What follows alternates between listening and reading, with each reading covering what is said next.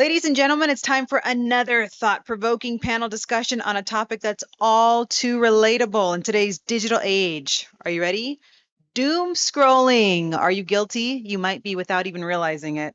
You know how we find ourselves, just maybe randomly on the couch at night when we're at Starbucks waiting in line, just scrolling through our phone, social media, seeing news, maybe lots of negative news or updates that we don't even really realize that our brain is constantly processing and reading and seeing. So this can really have a negative impact on our mental well being without us even realizing it. It's time to talk about it. Get ready to explore the delicate balance between staying informed and safeguarding our mental health. Let's hear it for our moderator, Alicia Hewitt Miller, owner and founder of Alicia Squared HR and Marketing and NOCO Living Water and Wellness, and our panelists who will get us through the topic compulsivity versus responsibility in the age of doom scrolling. Where do we draw the line between being informed and being overwhelmed? Welcome to the stage, guys. Round of applause for them. We're going to make a semicircle here so we can see each other and everybody can see us. I'm Ann Summer of PA and Summer Physician Assistant. Ann Summer, I'll be your moderator today. And Leisha is right there, and she is amazing. So thank you, everybody, for coming. Thank you for the panel opportunity. So let's talk about doom scrolling. I'm going to define it for all of us first, which means I'm going to read it. So doom scrolling refers to the act of continuously scrolling through bad news, especially on social media or news websites, despite the negative emotional impact it may have. In an era where doom scrolling blurs the line between staying informed and sinking into anxiety, how do we balance our compulsivity to consume news with the responsibility of mental well being? Our panel is going to aim to dissect this intricate web, offering insights on creating a healthy information diet. I introduced myself, so I'm going to go to Joanne and have everybody introduce themselves. Hi, I'm Joanne. I am the Senior Vice President for Finance and Forum Pharmacy. We do long-term care pharmacy for different facilities, assisted living, different facilities, seniors, and even seniors at home, long-term care at home. My background is really in billing and finance and everything administration. Wear a lot of hats, and I'm happy, really happy to serve our senior population. Hi, I'm Kim. I am the medical director for maternal fetal medicine at St. David's Healthcare, as well as nationally for Hospital Corporation of America. I'm also a physician coach in the area of leadership and strategic growth. So definitely in the field that I'm in, I see a lot of this, my patients especially, when things aren't going well. So happy to be here and to meet and share with all of y'all. Good morning, everyone. Thank you for being here this morning on the last day of conference. I can't believe it. It's flown by. It's been really, really awesome. Has everyone been having a good time? Woo! Awesome. Thanks for showing up this morning. So I'm Alicia Hewitt Miller. We did a little moderator switch up, so thanks for tackling that.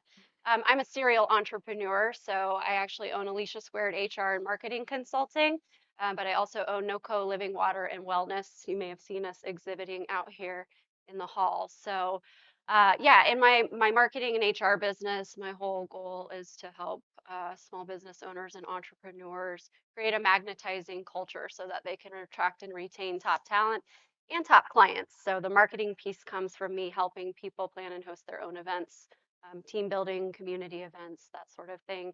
And then my living water and wellness business, I am out here introducing everyone that I can to electrolyze reduced water and bringing wellness in business and in the body. So really excited to be here.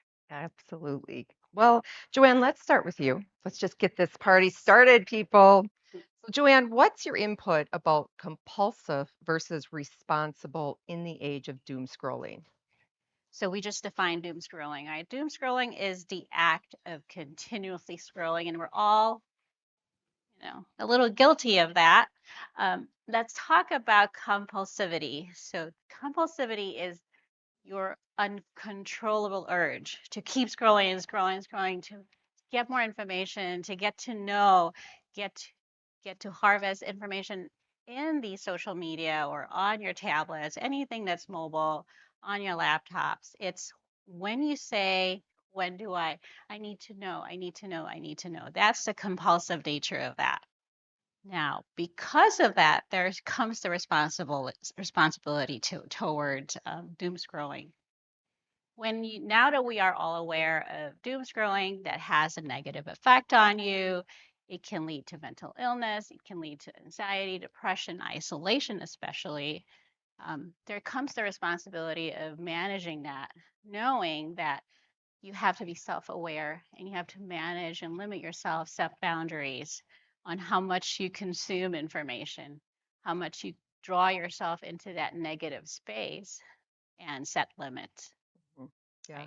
Right. There's two things that influence that. Um, in my research, very short research on this topic, age can be a good is a can bear influence on it.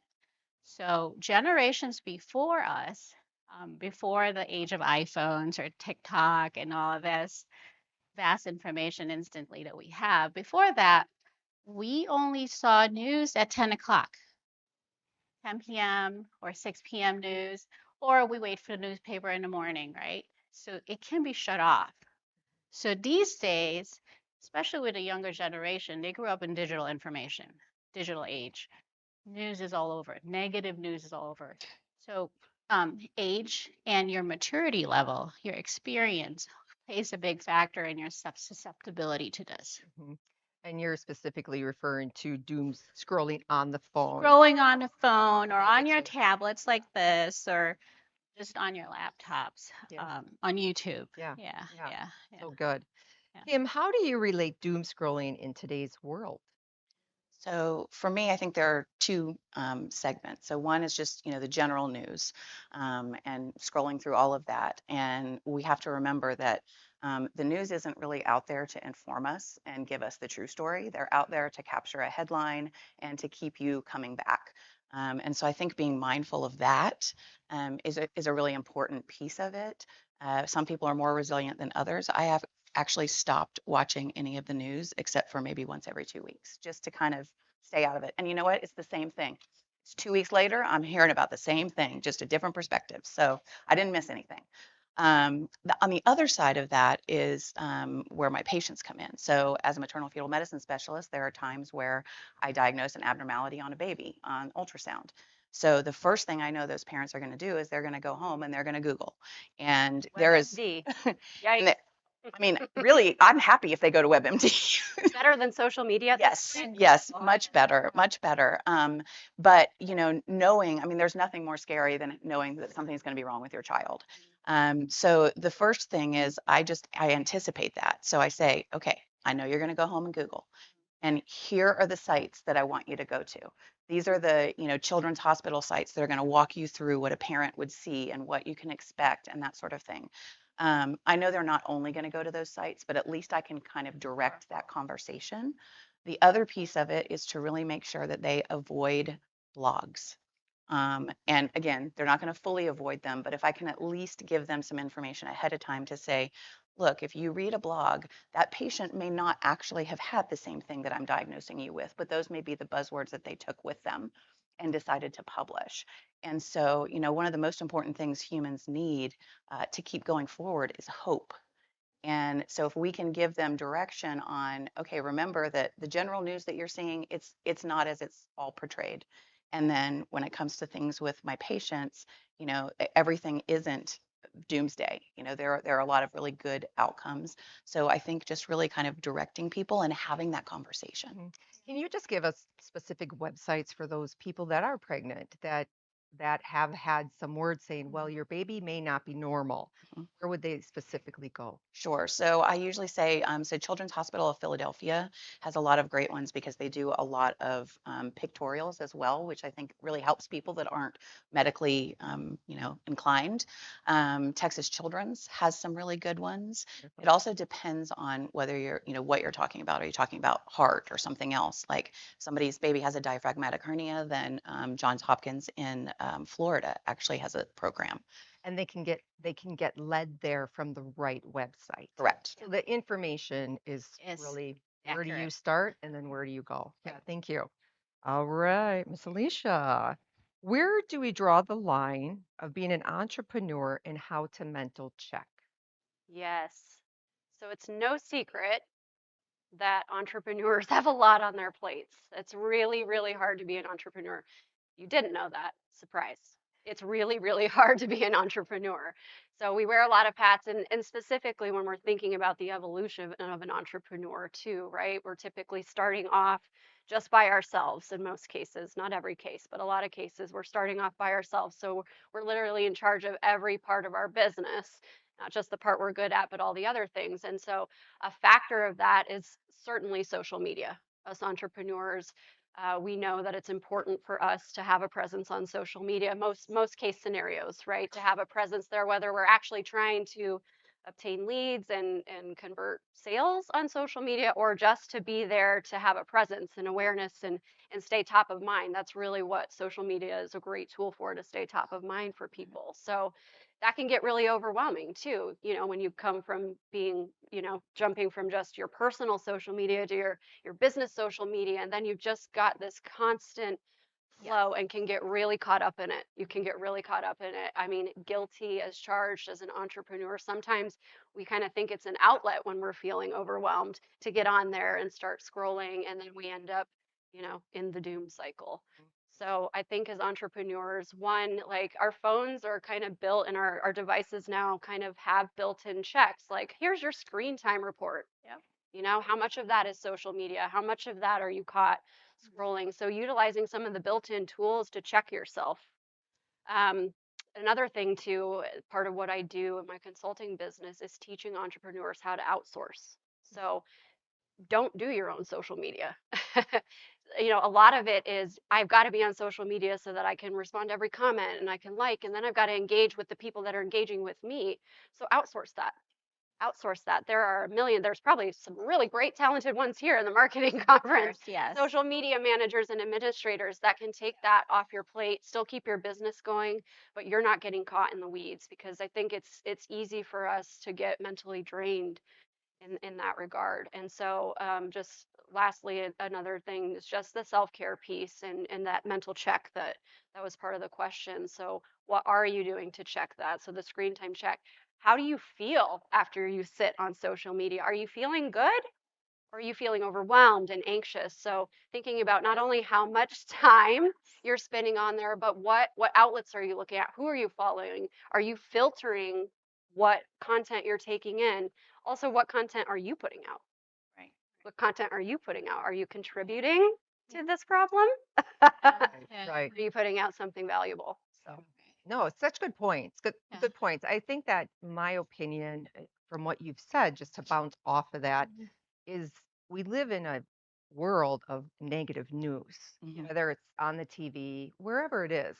When I tell people, I want you to look up, for example, the Mirena IUD intrauterine device, and look for people's opinions, but I need you to scroll about 2 pages down, because that's where you're going to get the truth. Because you're going to get all of the bad stories. And if you read the bad stories, you're never going to agree to this. So I need you to scroll a couple pages.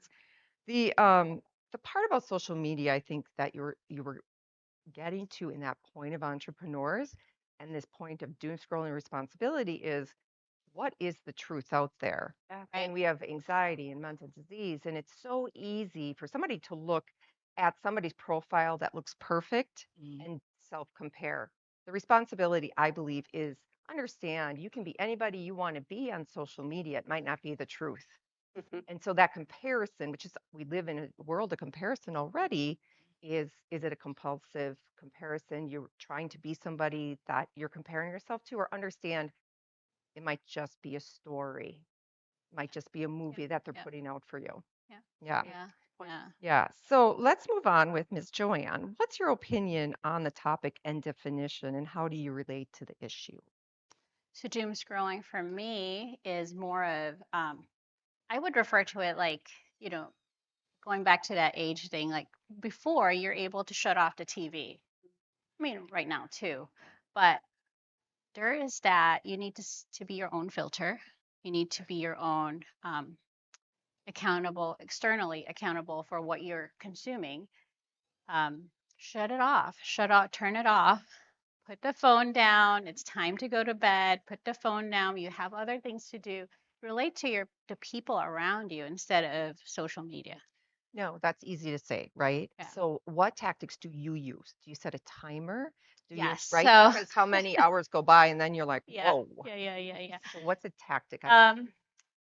You have before you go to bed, so an hour before you go to bed, turn it off because we all know blue light keeps you awake. And then try to get out there. It's spring now. Try to get out there. Go outdoors. Take a walk. Also, have good conversations around dinner time.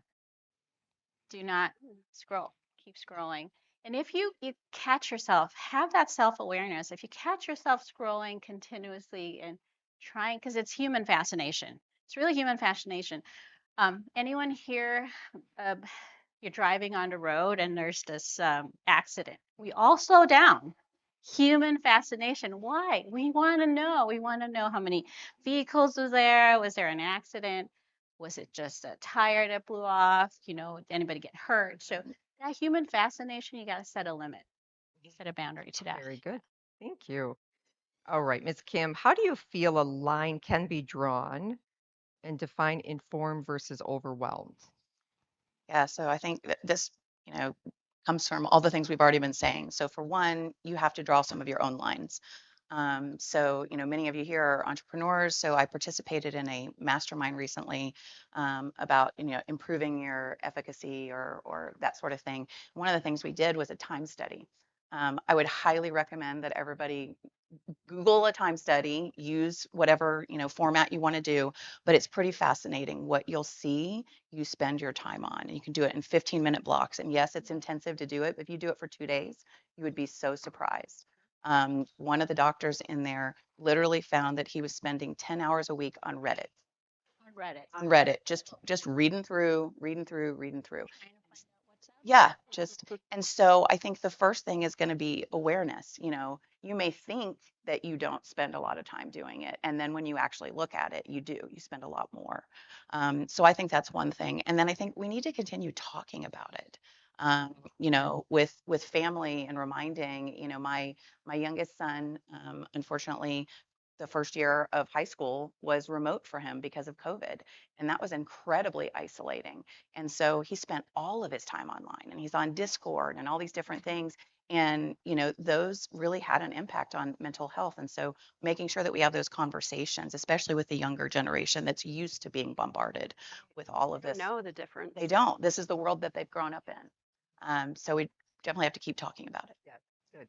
Alicia, why don't you just carry on with that? Because it sounds like you have some good input also. Yeah, absolutely. I just keep thinking of FOMO too. I think that's a big Oh, part of it. It's like So FOMO. define FOMO for those that FOMO, don't know. yes. FOMO.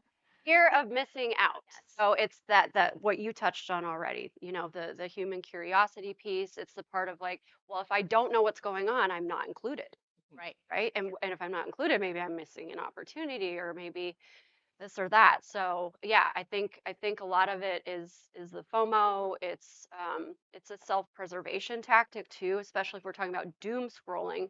It's the negative news, it's the negative things. So it's that innate part of us that's like, could this happen to me? But if I know more about it, I can protect myself better. Yeah. Yeah, and Feel safe. Yeah. for sure. And FOMO, who here has not heard of FOMO? Everybody knows what FOMO is, right? Good. So Yeah. fear of missing out is just our innate, we don't want to be left out. Yeah. But now you're looking at a social media, even if it's negative or positive, and you see that maybe all your friends went out to something and you weren't invited. Now you feel sad. You don't know why you're left out. This creates the anxiety and the mental health issues that are going with doom scrolling for sure. Yeah, and the perfect perception that we Yeah. put out there, right? If we're also putting out everything's great, I only post my filtered life and pictures and all of that, and we're not ready to get vulnerable on the same platform Yeah. that we're willing to put out the perfectionist piece of it. And understanding what is the premise of that person's platform, Yeah. right? Yeah. My daughter too, she said something to me about something and a fact to her. And I can't remember the exact example. And I said, "Where did you get that from?" She said, "TikTok." And I was like, wow, I need you to understand TikTok isn't real. The 10-year-old who defined to you maybe maturity or whatever, that's not reality. It's an opinion. So we had this whole talk about it. And I think that's a good example of people that are like, I don't even know what to do. What do I She say? doesn't know. To her, She doesn't know. TikTok is where I go to get It is. information. Right. That's where she gets her products. That's where she gets all of that. Do you guys have any opinion on that or some Yeah. tips that we could give the audience to use specifically? So on my end, I would say, like what Kim here said earlier, take the information and then move on. You can only control what you can control, right? Do not keep going and going and going and going because tomorrow you wake up, the news is still there. You should be only be concerned of what's really close to you, what affects you locally or within national. But what's happening 10,000 miles away, it's still going to happen tomorrow. Good. It's still there. The other thing is maybe we should educate, put it in the school system or maybe just however we teach kids about cyberbullying. This is something that we need to actually make the kids aware of that this is happening and with the statistics of suicide and mental illness and how it relates to negative news and being the notion of hopelessness because of continuous scrolling. Yeah, that's a good point. I'm going to give an example because I want people to have something to utilize. And when my son got his phone, he was, I don't know, middle school, and he wanted a texting app. And I was like, we need to talk about this. And here's the rule is you do not put anything in words on your text on an email that you would not put on a t-shirt and walk through the school with. It's a good rule. And I said, if your friend says, I don't like blank teacher A, but you do, and you said, yeah, he or she's a jerk, that gets back to the teacher. When you didn't mean it, could you put it on a t-shirt and walk through the halls with it? And he was like, I don't want that. And I said, it's a choice, but you need to understand what you might do with it and how it really works. And maybe a year later, he came back. Yeah. What a- To add to that, so these are all tools given to us. They're all neutral, right? So you have your mobile phones, you have the internet. It's all neutral, but how we use it, it's up to us. How we consume. It's like food. We've talked about food all day, Too much. No more too food much talk. this week, No more food right? talk. But how we consume food is really up to us. So Kim, it's what do the you same. think? It's Yeah. the same with information. Yeah. Yeah, so I think, we're just like with my patients, you're not going to prevent people from going onto all of this. And so another thing I think that all of us in each of these rooms, not just in health, are really poised to do is to make sure that we're putting out direct to consumer information that is accurate and is, positive but realistic. I'm not saying that you don't actually discuss the hard things, but you discuss them in a very vulnerable and authentic manner, and you make sure that people have access to areas that are they're accurate. So I do know of a couple physicians that are now doing TikTok videos.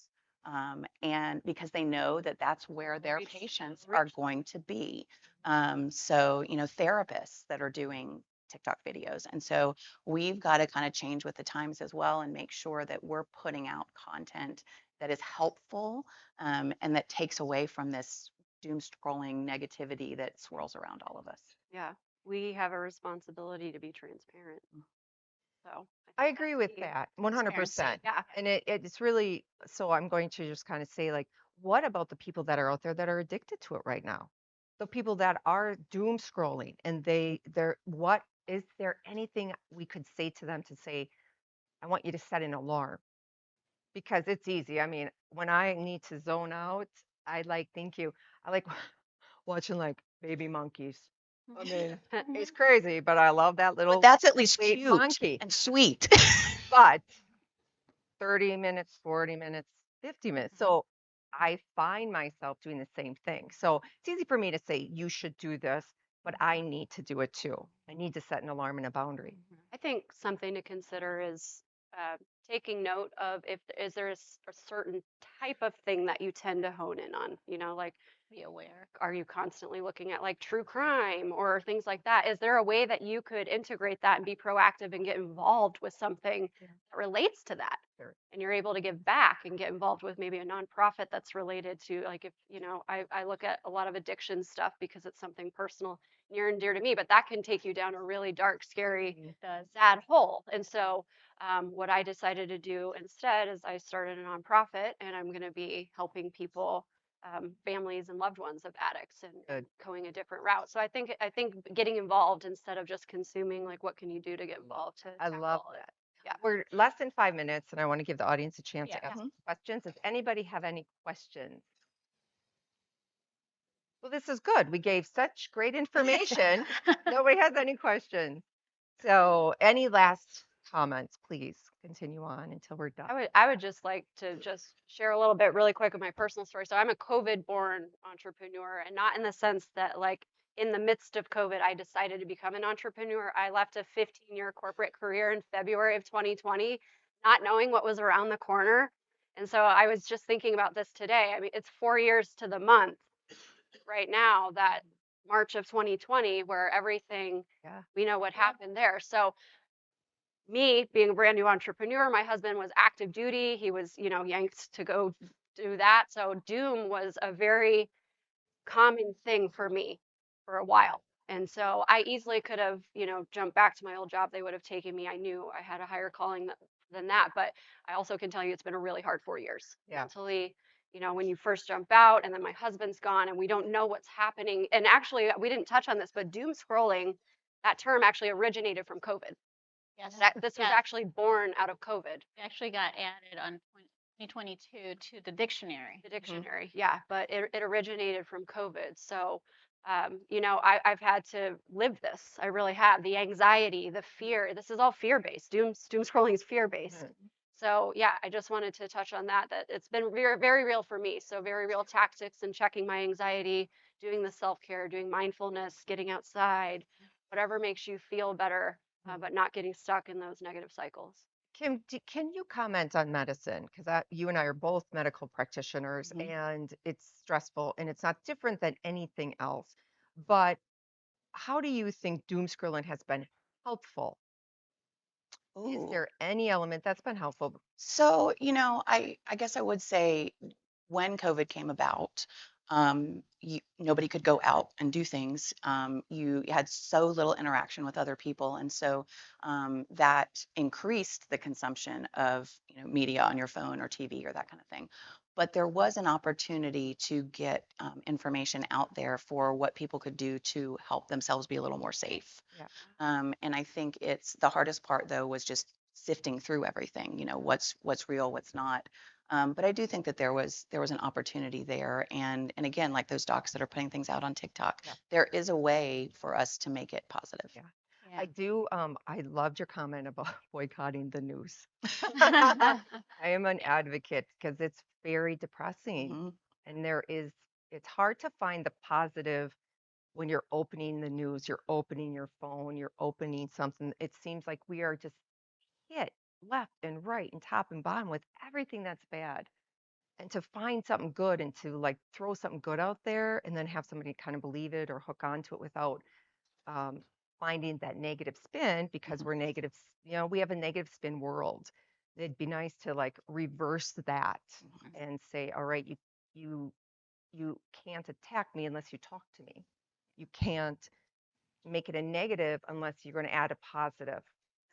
Right. Yeah. So it's a flip, but it's possible. Yeah. It's possible. Yeah. The onus is on us as the leaders. Everything in moderation. Yeah, and everybody is responsible for themselves, right? And ultimately, if you need something. Oh, a question.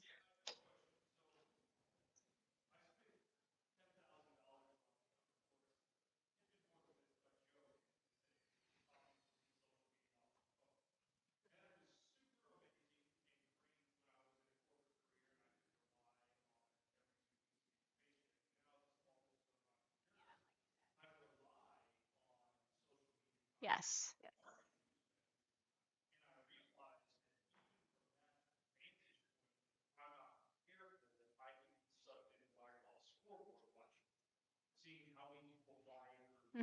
Yep. Mhm. Yep. Yep. That dopamine. Yep. It's that fascination. Yeah.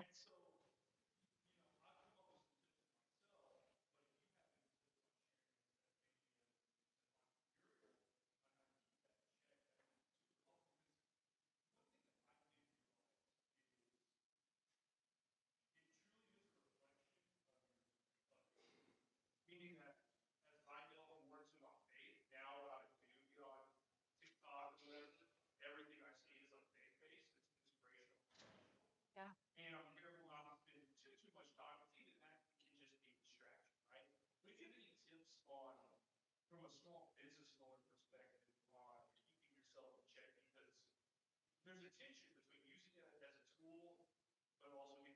Yeah. Sucked into. Yeah. The hardest part about going from employee to entrepreneur is you are both. And somebody not making a schedule for you. And it's making the schedule for you and a timer. Our phones have the capability of hundreds of Does. timers. That would be number one, because I also have fallen into that. And at the end of the day, you're like, what just happened? And I didn't even doom scroll. I kind of doom scrolled my day away. There are groups that you can do. I don't know what it's called. It's like you just get on a Zoom and everybody works for 25 minutes. You don't have to Co-work group. Yeah, what is it called? Co-working group. Co-working group. Thank you. Mhm. Y- Yeah, yeah, and everybody just works, and you're on Zoom knowing that there is that support because we're innately we need other people. And then after 25, everybody takes a 5-minute break, and then you come back and you work again. And then there is somebody there to say like, oh, I'm really getting off mark. Could somebody bounce ideas off? Mhm. That's also important. I would say those would be my tips. Anything? I would add one other. So there's a concept of being in a flow state. So sometimes we're so distractible. And so even if you say, okay, I need to get this done, I'm going to set an hour. I'm going to turn off all of the notifications. And there are different apps that can help you do them all at once. And for this next hour, I'm going to be in flow state and I'm going to be focused and get done, and it gets set down. Because also some of us are like, oh my gosh, I'm gonna set a timer, and then that makes me feel anxious. So instead, you reverse the timer of this is my focus. That goes down for right now. What app Scheduling is yourself. that? Do you happen I to? can't remember the name of the Okay, app, but but I there's know it's out there.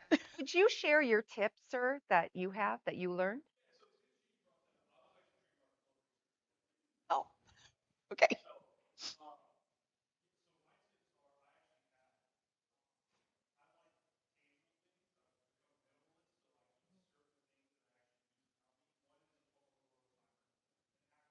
Timer.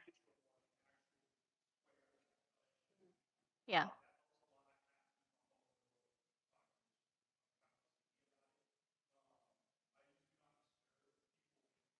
Yeah.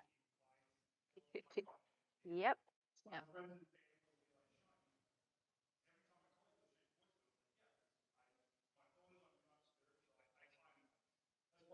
Yeah. Yep.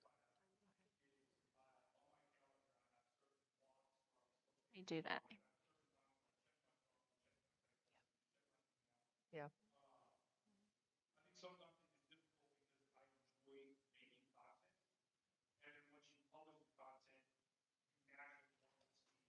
How it's doing. Yeah. Mhm.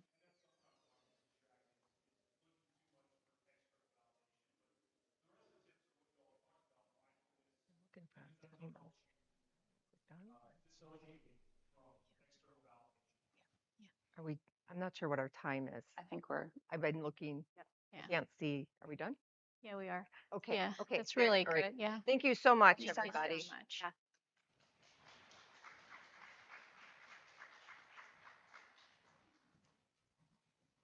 Thank you so much, ladies, for that. And I like how you mentioned that the iPhone at least does give you a weekly report of how much up or down your usage has been. So every time I get that report, part of me is like, ooh, I get excited because I'm excited to see if it was less.